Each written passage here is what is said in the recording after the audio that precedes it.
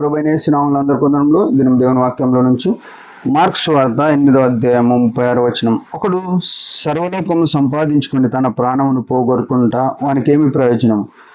మనుష్యుడు తన ప్రాణమునకు ప్రతిగా ఏమి ఇయ్యగలుగును? యేసుక్రీస్తు ప్రభు హెచ్చింపబడిన నామమును బట్టి అందరికి వందనములు. ఇక్కడ చూసినట్టయితే దేవుని యొక్క ఘనమైన ఆశ్చర్యకరమైన ప్రేమ, ఆదిలోనే భూమి ఆకాశములను మాట చేత కలుగజేసిన ఈ మహిమోన్నతుడైన దేవుడు, తప్పైన మానవుడు ఆదాము ఏదోనులో తప్పిపోతే ఆ పాపమునకు వచ్చిన శిక్ష మరణము. మరణం అంటే ఏదో భూ సంబంధమైన మరణం కాదు, కానీ ఆత్మ సంబంధమైన మరణం. దానికి వచ్చే శిక్ష నిత్య నరకాగ్ని, అంటే పాతాళము, అగ్నిగుండము అని బైబిల్ చెప్తుంది. అలాంటి అగ్నిగుండములోనికి పోతే ఈ దేవుడు తట్టుకోలేడు. ఎందుకంటే తన స్వరూపముందు తన పోలిక చొప్పున ఆయన మనల్ని సృజిస్తూ వచ్చినాడు.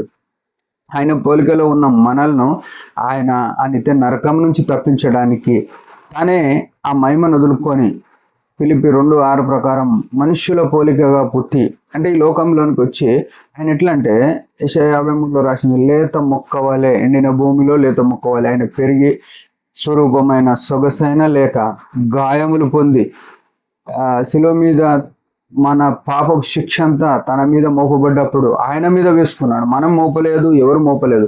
తనంతట తానే పాపమునకు మనకు ప్రాయశ్చిత్తం కలగటానికి శిలువ మీద ఆ మ్రాను మీద ప్రాణం అర్పించినాడు. ఆయన రక్తం ద్వారా ఎవరైతే ఆయన రక్తం చెంతకొచ్చి ప్రభువా నేను పాపిని అని ఎవరైతే యథార్థంగా ఒప్పుకుంటారో వారిని నీతిగా తీర్చినాడు. అయితే ఇక్కడ అదే మాట, ఒకడు సర్వలోకం సంపాదించుకొని, ఇప్పుడు యేసుక్రీస్తును వదిలేసి యేసుక్రీస్తు లేకుండా ఈ లోకంలో ఏం సంపాదించుకున్నా అవన్నీ ఏమైతాయంటే వృధా అయిపోతాయి. అలెగ్జాండర్ ద గ్రేట్ అని చరిత్రలో ఉన్న ఒక వ్యక్తి ఏం చేసిన అంటే ప్రపంచ దేశాలను చిన్న వయసులో దాదాపు 35 సంవత్సరాల్లో జయించినాడు.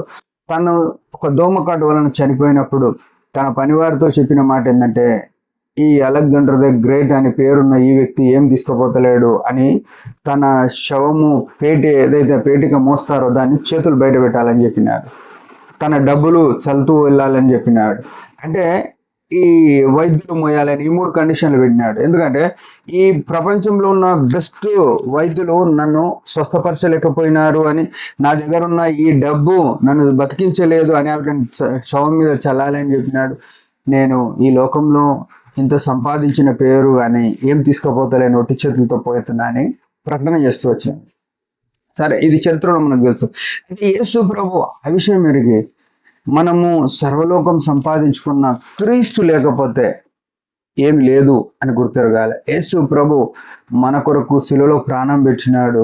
మనను ఈ లోకం సంపాదించే దానికంటే ముందు, లోకం సంపాదించుకోవడానికన్నా ప్రాముఖ్యమైన విషయం క్రీస్తు సంపాదించుకోవడం, యేసు క్రీస్తు పాదాల చెంత ఉండడం, లేకుంటే క్రీస్తు యొక్క రక్తంతో కడగబడి ఉండడం, ఇది భాగ్యం.